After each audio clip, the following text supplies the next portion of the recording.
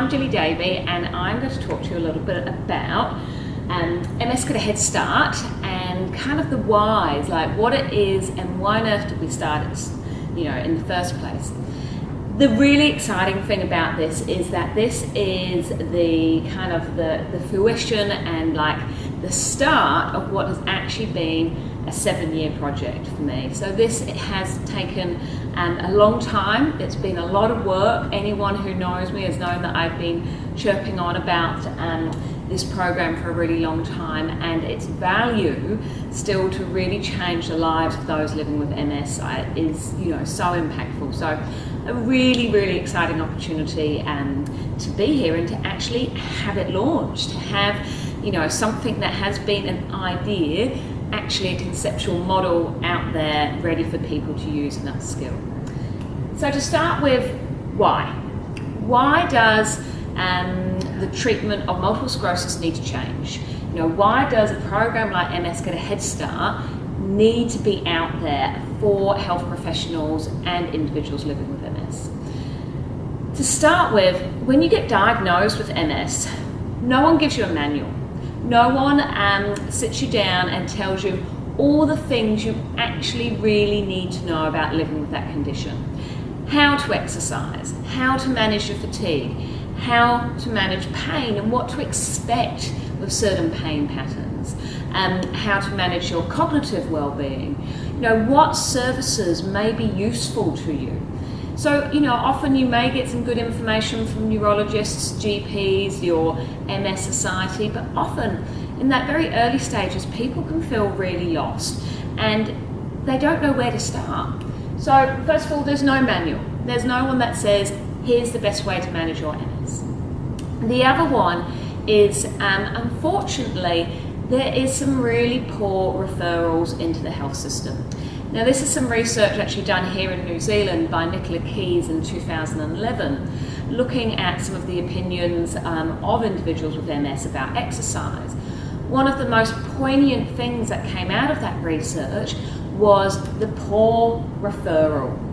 That most individuals felt that they had not been referred, had not even been informed who they should see as the best qualified individuals about exercise. So us as exercise health professionals, we need to be publicising this and addressing this to our GPs, our neurologists and other members of the medical profession for them to know that they need to be referring this population to us at the start. Most people are only being referred to a health professional for input when there's already quite significant changes happened, and we need to be there before those changes. The unfortunate part is there's still a huge amount of fear associated with exercise and MS, and we absolutely need to change that. Okay, there is still this fear. People can go on the internet and have a look and go, oh my God, exercise might cause a relapse. There is no evidence for the last 25 years to say that exercise will increase or set on a relapse. It's actually to the contrary, that it has been shown that exercise, those who exercise regularly actually decrease their rate of relapses. So, I've gone back one. So this level of fear, people are scared. They're scared of how to exercise. Is getting out of breath good for them? They just don't know what to do. So we need to address this element. And the last one is inconsistency. Even as a health professional that has been working in this field of treating individuals with MS for the last 15 years, there is such inconsistency in guidelines. There's not many guidelines, there's a couple out there, and they're really vague. Like they'll say, yes, individuals with MS need to exercise, but how? How does an individual exercise and manage their fatigue, manage their neuromuscular fatigue that they get, manage neuropathic pain? You can find like the National Institute of Clinical Excellence guidelines says it is beneficial for individuals to exercise, but it doesn't really tell you as a health professional what is the evidence-based approach and what is the safest way. So this is some of the real starting groundwork of why a program like MS Get a Head Start has been developed and is absolutely needed throughout the world. But the next part is the real shocking part. Really, why this program is needed is because 80% of individuals living with multiple sclerosis are completely inactive. So that we're not talking about physical exercise here, we're talking about inactivity. Okay, so this means that 80% are less day-to-day active than their age-matched peers. Now the issue we have here as health professionals, and I'm going to put my hand on my heart here and put it out there, there's other researchers saying it as well, really is what are we seeing with an individual with MS? Is it a primary impairment or is it a secondary impairment due to inactivity and secondary immobility? And as I say, I've been treating MS for 15 years and I can tell you I have not met one individual who is only limited by primary impairments. All of the individuals I work with have all got secondary impairments of inactivity, that they can get stronger, they can get fitter, they can manage their fatigue better, they can drink more water and be more hydrated for their brain activity. So we know that there is a huge, pretty much I'm going to say this, there's probably nearly everyone out there living with MS who is living with some form of secondary, or at least 80% are, some form of secondary complications and secondary immobility consequences that do not need to. And as health professionals, what's also really shocking about this is that this figure has not changed for 25 years. We have got 25 years of good research in the benefits of exercise. Yes, the research is lacking in areas and it's not always the highest robust quality, level 1, but it's there, the evidence is there, and we have made no change on activity levels with MS in 25 years. And as health professionals, we need to be shocked by this because this is a major concern. Why is this population not changing their activity levels when there is so much out there telling us about the benefits of activity? And also at the same time, our lifestyle is becoming more inactive. So this is a major issue for this population, and we have to do something about it. The really positive part, now that I've kind of, made a bit of a crunch there, the positive part, again, of why programs like this need to start is we have come on in leaps and bounds with research around neuroplasticity. We know every individual has the ability to plastically change. Okay? Now, what we often think about plastic change is a positive, so creating new neurons, creating a new positive habit, a new way to move, and off we go. But what we've got to be careful of is that with the MS population, is that if they start having a limp because they got a bit of foot drop when they were having a relapse, that if that foot drop was there for a few months, they would have created a habit of hitching that hip to help clear their foot. Now they may remit, okay, they may get an improvement, they might have their relapse, their remission, but if they have habitually, through neuroplasticity, learned to walk with a limp, they will continue to walk with a limp unless they see a health expert to help them get rid of that limp again. So you can see that neuroplasticity works positively and negatively, and we need to be on top of individuals before they make some negative changes that can be much harder to unwind later down. Personally, what I believe has been the most exciting part of the changes in neuro rehab over the last, probably 5 to 10 years is neurological protection. So when we talk about neurological protection, I am not talking about stopping or curing this disease. Unfortunately, there is no cure for any neurological condition at present. So when we talk about protection, we're not talking about stopping or curing. what we're talking about is slowing down the degeneration of the normal aging process. Unfortunately, from the age of 25, everyone's brain is starting to degenerate. However, those who live an inactive lifestyle, so 80% of the MS population, their brain degeneration will be quicker because they're not being active. When you are physically active and you get out of breath 3 or 4 times a week, you start releasing these fabulous hormones called brain-derived neurotrophic factors that increase synaptic activity and decrease axon dieback in the brain. Now, this is all really very new research. We don't have strong, hard evidence of this exact actions in the MS, pathophysiology, sorry, the tongue twister there. But we're getting emerging research, and we're getting research in other populations, and we know at the end of the day, we all still have the same internal system, okay? And our bodies still respond to similar ways. So we know there is a neurological protection, an ability to slow down cognitive changes, executive function changes, and memory loss by regular exercise. The other one, which will prick some ears up for the individuals with MS, is this thing called remyelination. We know that MS is a demyelinating condition. So the myelin that conducts the nerves, okay, that gets degenerated, okay, that's the demyelinating. But when someone goes through a relapse and then they go through a remission because they relapse and remit, they remyelinate to get back better. And that's what people kind of forget, that we've got this remyelination. And I have been challenged of, individuals don't remyelinate with MS.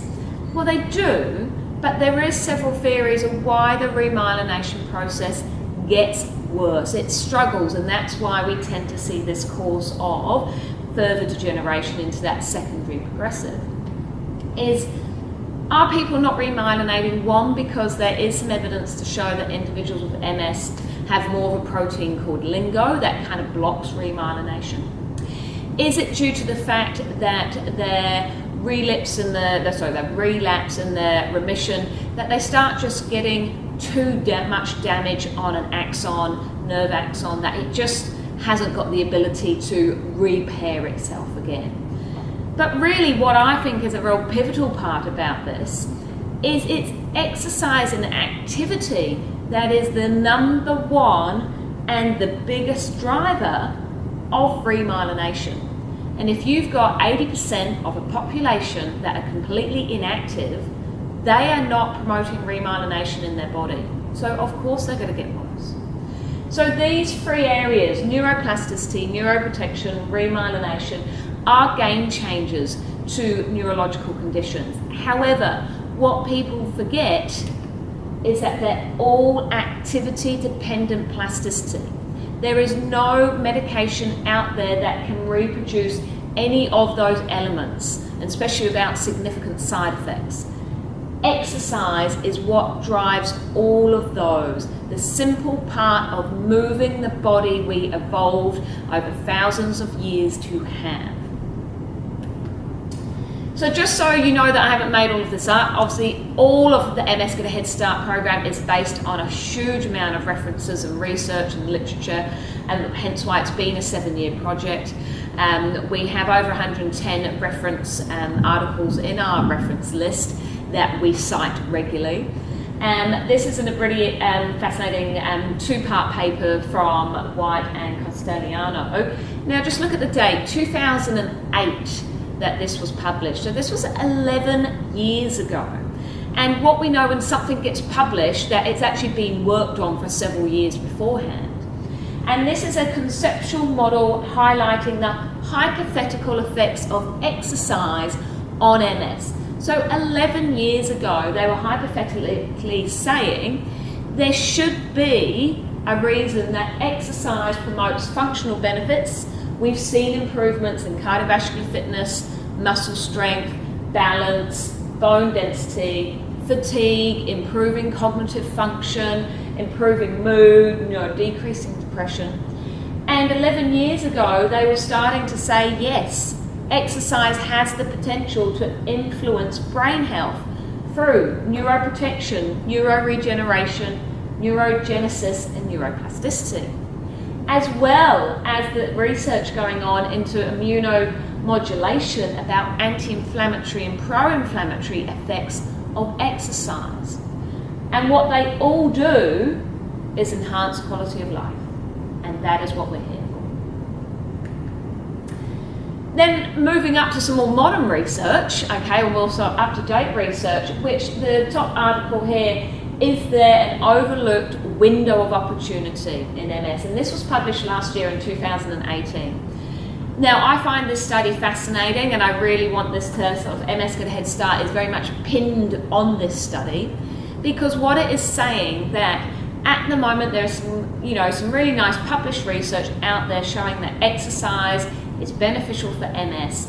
There is not a single study done before a population with MS is any earlier than 2.5 years post-diagnosis. We are not currently treating the newly diagnosed. And why not? Because to be newly diagnosed and often to get access to the medications, especially the disease-modifying medications around the world, you have to have shown often one or two, at least one, but generally 2 attacks of the demyelination, and you have to show some form of physical impairment.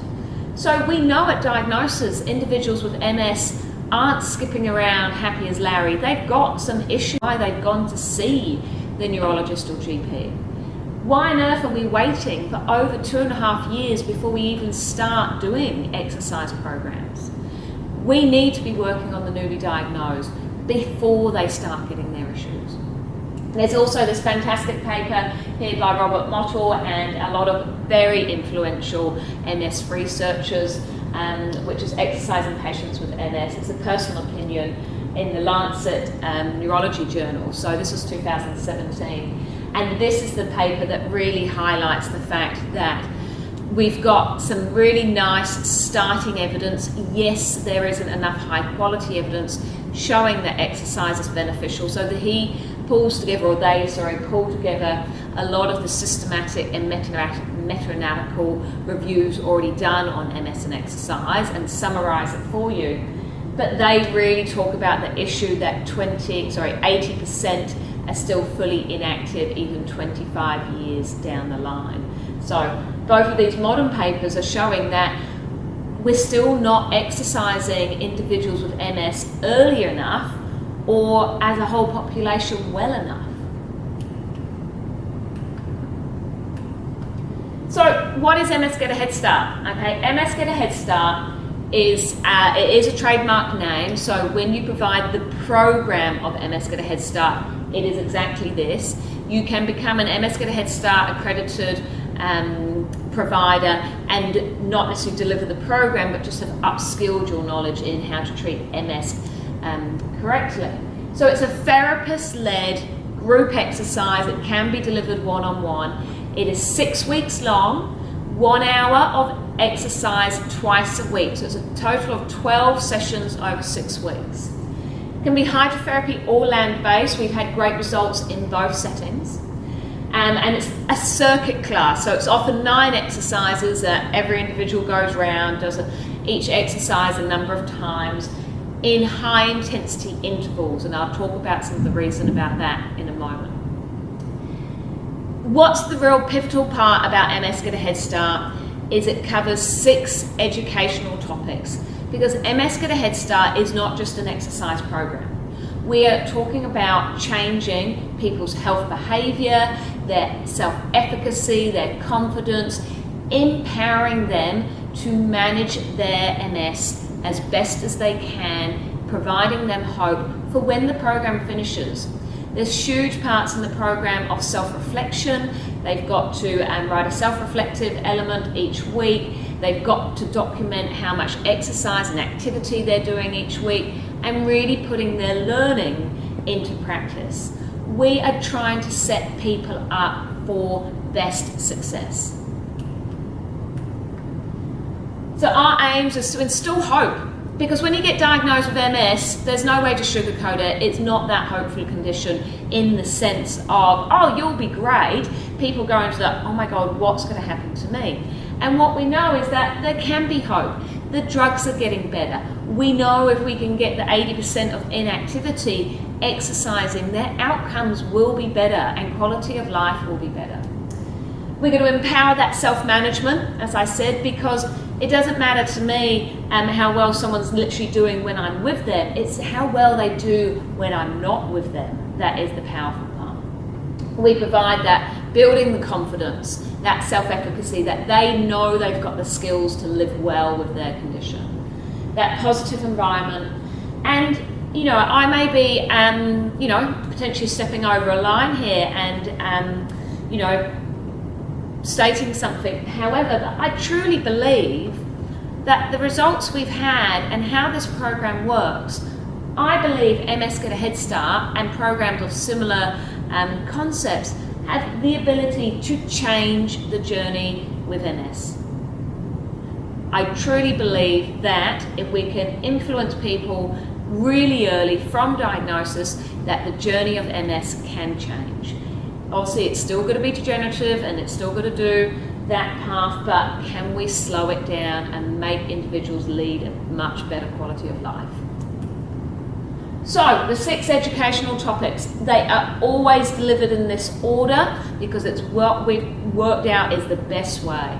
The first one is fatigue management. The tricky part when it comes to living with a chronic neurological condition is that if you want to manage it, you have to make lifestyle changes. And lifestyle changes are difficult to make. So from an exercise point of view, if any of you have been fatigued, okay, from having chronic fatigue, from having MS, from being a new mum with newborn children, from being overworked at your, you know, big project you've got at work, that when you are absolutely in your bones tired, how much do you feel like you want to exercise? Probably not much. So you need to proactively make some lifestyle changes to manage your fatigue. And we go through in lots of detail about the power of taking 20-minute rests, having no stimulation, looking at guided meditation, to really make sure we're setting people up for this 6-week program with proactive fatigue management.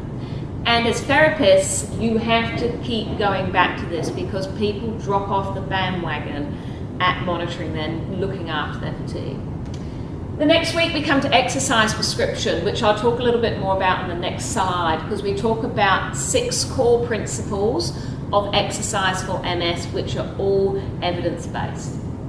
We discuss pain management, the difference between nociceptive and neuropathic pain, and how to manage that, how to treat both of them. We have got a great section in week 4 about cognitive and mental health, psychological well-being. Not only do we go over what is needed to keep working on their executive functioning, help improve memory changes, but also what are they doing to look after themselves? Because when you get diagnosed with a condition like MS, you're going to have grief, bereavement, stress, depression, anxiety at some point through that journey, because also through life we struggle with those impairments at times. Any form of stress, anxiety or depression will make your neurological symptom presentation worse. So when individuals have the knowledge and the power of how they can look after themselves better, their symptom presentation will be less. Other services is also a little bit of a favourite of mine because it's where we now include the multi or interdisciplinary team. We spend 2 whole sessions talking about why is it important to keep seeing your neurologist and your GP, connecting with a local MS society, an MS nurse, dietitians, speech and language therapists, occupational therapists, orthotists, massage, acupuncture, chiropractors, so that we go through why you may need any one of those services at any point in your life, of what they would offer you. And number 6 is the real pivotal point. So as I said, we are doing a program to set people up for success. So number 6 is the where to from here. That when everyone finishes the number 12th session, They know exactly how they are individually going to carry on exercising. So they've got diaries, they've got schedules, they've got planners, and the therapist will work with them in that last session or last couple of sessions to make sure that they are going to be continuing their exercises. They've broken down the barriers, they've done the what, when, why, and how. How are they going to exercise? Where are they going to do it? What time are they going to do it? Who are they going to do it with? So the 6 core principles. Okay, first of all, I mentioned earlier that these are the research-based evidence behind these 6 core principles that we've pulled together. This is to enable therapists and individuals living with MS to know when they exercise. It doesn't matter what the exercise is, what the modality is, but how to do it correctly for their MS presentation. So we need high intensity. We need individuals to get comfortable with getting puffing and panting out of breath. Okay, one, we need to get comfortable with getting out of breath to work our cardiovascular system, to release all of those really good hormones, brain-derived neurotrophic factors into the brain, etc. We also need people to become confident with working high intensity with strength training. You know, getting to the last few and going, oh God, I can hardly do that, because that is what is needed to create overload principles. However, individuals with MS training with high intensity will struggle to do that, okay, because they will get neuromuscular fatigue, and that gives them that symptoms, okay, of struggling, limping, losing their balance, losing confidence with exercise quickly. So manage that with intervals. So it must be interval-based exercises. Okay, this is both strength training and cardiovascular training, intervals. So in our program, we go from 10 seconds to 45 seconds, and you'll see on the next slide more about that. But it must be interval-based with at least a 1-to-1 rest ratio. Specificity, physio's favourite word, okay? Specificity, it must be specific, okay, to the individual. I find MS a fascinating neurological condition to work with because the plaques can happen anywhere in the brain and anywhere in the spinal cord. And it can be 1 or 2, or it can be a multitude. So every individual's presentation is different. So this is why it's therapist-led, this is the initial 6-week program, because we need to make sure it's tailored. Even the circuit exercises, when an individual gets to a certain exercise, the therapist can say, remember, this is because you need to work on this area for your MS. Frequency. You can't bank exercise. You may have been an Olympic marathon runner 20 years ago. I'm really sorry, it makes sod all difference now, okay, if you've been fully inactive for the last 2 years. You have to keep exercising throughout your lifespan. So we've got to install that education and that need to keep exercising. Challenge, okay, if there's no challenge, you'll create no change. If you keep doing the same exercise program that doesn't get you out of breath, doesn't give you some wobbly muscles, doesn't challenge your balance, and you feel you can do each exercise nice and easily, oh, there we go, you're going to get no change. And you're probably not actually going to stop any decline. The decline will probably happen because you are not challenging yourself or your neurological or muscular system to make an adaptation to get better. And it's got to be fun, okay? This is why we do a group environment. We really educate the therapists to make some real positive influence, trying to get them to stimulate good conversations, to create a support network. It's been fascinating to me, without having to try very hard, every group of MS Get a Head Start I have run, the individuals participating in it have naturally got together as their own little support group over the weeks and start catching up for coffee after the class, start going out for regular catches up when the program finishes. And that just shows you that bringing together individuals in the same situation and putting them through a very positive led program, that it can naturally build fantastic support groups. So how to apply the intervals. So we've got week 1 to week 6. You'll see that we start with 10 seconds, we build to 45. When we're only doing a short intervals, we've got a number, you do each exercise 3 times and then you move on. As the exercise intervals increase, the sets drop just to ensure that you can deliver the program with the education within your hour. Now the education is delivered between the rest periods of these intervals. The reason why we start on 10 seconds is because if you have not exercised for 5, 10, 20 years, everyone can do something for 10 seconds. You're talking about 2 sit-to-stands, a couple of calf raises. The idea, and even if you're as fit as a fiddle, you'll do your 10 seconds first week and think, well, that was easy. And exactly that. We want everyone to finish week 1 with positive. I've just done 2 one-hour exercise programs and they were easy. They went well. They weren't too challenging. And then we naturally start to build them up. And if anyone's done any circuit training, that you will know that 45 seconds of high intensity work is really hard, okay? You're going to be working hard. Some individuals might not get to 45 seconds in the 6 weeks if they're particularly deconditioned or quite symptomatic. They may be stopping at the 20 or the 30-second intervals, and that's fine. That is all manageable in the program, and the therapist training goes all through what to do and how to modify these intervals for the individual. So now, apologies, this is a busy slide. I have provided handouts of this slide as well, of all the slides, if you can't quite see it on the screen there. But basically, we take a lot of outcome measures for MS Get a Head Start. Okay, and 1, 2, 3, 4, 5 of them are self-assessments. Because as a physio, the reason why I do my job is to change people's lives. And it doesn't really matter if they can walk their 10 meters faster with less step counts. What matters if that individual feels that their quality of life has changed or not. Because if their quality of life hasn't changed, I haven't succeeded in what I'm here to do. So we've got, I've just abbreviated here, we've got the fatigue severity scale, we've got the MS 12-point walking scale, we've got the efficacy of self-management of chronic disease, and we've got the quality of life and 9-point satisfaction scale. Then we've got, I just did 3 practical measures, and I picked up here sit-to-stands, the fast 10-meter walk test, and the 9-hole peg test, which is a therapist's little hand dexterity. What's the important part about the 3 individuals that completed this program just before Christmas last year is that individual 1 was 24 years post-diagnosis.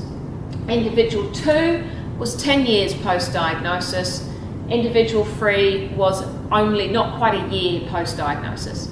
24 years post, had been doing really well with her MS, but in the last couple of years started walking with a stick. Individual number 2, who had had MS for 10 years, was declining and had gone on to using a travel scoop, like a little electric wheelchair kind of mobility to move around for about the last year or so, and very young, had young children, and just felt like she was going downhill incredibly quickly. Had no exercise background. And then number 3, who was newly diagnosed, had no impairments, was doing great. No visible from a physio testing point of impairments. Now we've got pre and post, and I would lie and say that, you know, I ran out of time to make some pretty graphs, but actually I just don't know how to make pretty graphs. I am not a researcher, I am a clinician. Okay, but what I've just highlighted here is in the bright yellow boxes are where there is a significant change in their post. Now the changes I've seen here in these programs, I can't reproduce in sometimes one-on-one, just me treating someone for 6 weeks. It's when we deliver the education, the exercises in that group, that just, and all the self-management, the self-reflection, it's the combination of the whole MS Get a Head Start program that produces this. We've got improvements in both individual 1 and 2 in fatigue levels. So what we definitely know about exercise does not make fatigue better, it makes it, so it does not make fatigue worse, sorry, it makes it at least stays the same, or results show that exercise actually improves fatigue. We've got the walking scale, so this is individuals' perception of their own walking issues, and our individual 2 who arrived in the first couple of weeks on her mobility kind of scooter. By week 2 I ordered her a walking frame. By week 6 or 5 and 6 she was walking 100 meters from her car into the clinic, completing an hour at 45-second interval exercise program and walking back. Hence, she had dramatic improvements in her perception of her mobility. Our individual who was newly diagnosed also scored 0 because they knew that their walking was unaffected at that time. Sorry. What's really influential here is self-confidence with managing a chronic condition and quality of life.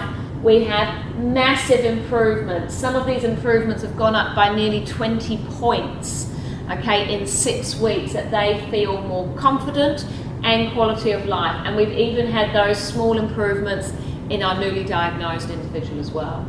We've got massive improvements in sit-to-stand ability, you know, from 22 seconds to 11 seconds in our 10-year post-diagnosis. We've got huge improvements in walking speed, but also we've got some really big improvements in hand dexterity. And the reason why I want to point this out is because we didn't train hand dexterity. It's an exercise circuit class which is doing things like dumbbells and gross upper limb movements. It shows you that exercise that is high intensity has a systemic effect on the brain to improve neurological function, which results in improved hand dexterity. Oh, sorry. So the online instructor course, so this is what we've just launched, this is what's been the big project, is that I want any therapist, so we're looking at physios, OT, exercise physiologists, personal trainers, anyone who treats individuals with MS and wants to upskill, is to do the online program. It is going to give you the latest evidence in how to help individuals with MS exercise correctly. As I say, you may choose, or your situation and facility, that you might not be able to run the MS Get a Head Start program as it is, okay, but you are going to fully upskill yourself, because there is 14 webinars of me lecturing and giving you guys information. So 14 webinars, so over 10 hours of webinar-based information. There is at least 1 to 2 supporting reference articles attached to each webinar. Where possible, we have given you the full access journal, full access article as well. Some we can't due to copyright, but we've given you the link of where you can purchase that article yourself. You can download all the handouts. As I say, you can get the whole reference list of the 110 articles. There is 24 preloaded exercise programs. Okay, so that is 12 land-based and 12 pool-based. Both are done with minimal equipment. It's all done so all of the exercises can be reproduced at home, okay, or at a local swimming pool with cheap and accessible equipment. You get a fabulous array of resources when you complete the program. Loaded up on your account page will be the client and the clinician workbook. Now, I said about no one gets given a manual. You do now. Every individual who comes into our clinic that has MS gets given the client MS Get a Head Start workbook. Look, that is 66 pages of education, information about how to live with MS, covering those 6 core principles of exercise and the 6 educational topics. Also, as a clinician, we've made you a really quick reference guide, so when you're suddenly like, oh my god, I'm on week 3, what were the intervals again? It's there. You can print it out, you can have it next to you when you're running the class. We give you those 5 MS specific outcome measures so you can keep measuring, because the individuals, when they see their improvements on their outcome measures, you should see the change that that makes in their belief of exercise. It is so empowering to get those numbers and go, oh my god, in 6 weeks, look where I've come. We give you loads of marketing material. We give you print-ready DLE flyers. We've given you a pre-written letter that you can modify yourself to GPs and neurologists to promote the program. When you complete the online program, you are fully accredited for 2 years. Okay, at the end of the 2 years, if you want to carry on your accreditation, you have to renew, and that's because we are going to keep developing this program. This program isn't just stopped now we've launched it. Research is going to change. How we treat MS is probably going to be different in 5 and 10 years' time, and this program is going to be dynamic and evolve and roll with that. So every 2 years or every year I will be doing a 1-hour reboot, basically webinar. It will be a minimal fee just to renew, but just to make sure that you are back up to date with the latest approaches with MS. And you can also get listed on the website. So if you haven't been onto the MS Get a Head Start website, do go have a look. There's a whole Find a Provider page there. So as soon as you're trained, we will promote you as well. And we've got lots of extra little goodies as well as being a therapist. If you're based in New Zealand, we have teamed up with Amtech Medical. It might not be particularly clear on this recording at the moment, but you're going to get, as an MS Get a Head Start accredited instructor, you're going to get a further 10% discount off wholesale prices, and their wholesales are incredibly competitive, on the equipment and the products that you will likely use for MS Get a Head Start program. So just to finish off now, the vision. Our vision is to provide a life-changing, therapist-led rehabilitation program to anyone living with multiple sclerosis around the world. I have predominantly talked in this about trying to really market and get the newly diagnosed. We have still got an 80% of millions of individuals living out there with MS who can complete this program at any stage. As I say, it can be provided one-on-one. You can tailor your group classes to newly diagnosed, to those that might be confined to a wheelchair. You can split this up. The vision is that also this program becomes a funded program, that individuals living with MS do not have to pay private out-of-pocket, that we have Ministry of Health, National Health Board funding this for the newly diagnosed because they value the impact of changing someone's quality of life and giving them the best tools to live with their condition well from the start. And also to be the first choice for health professionals to refer to, so that neurologists and GPs and doctors and nurses, that they know if they hear that a therapist in their local area is MS Get a Head Start qualified, they know that they are absolutely up to date with the latest evidence and going to treat that individual with MS really well. We want our name to be the name that is the trusted provider. So thank you ever so much for listening, and it's been an absolute pleasure. We're really excited to get this program out there, and please come along, complete the program. It's all online, it's all automated, it's there for you to do as a therapist. And if you are living with MS, then keep visiting the Find a Provider page, see if someone gets qualified in your area, or share the webpage with your therapist. Get your therapist on board so you're assured that you are getting the best treatment. Thank you very much, and any questions, visit the website and be in touch. Thank you.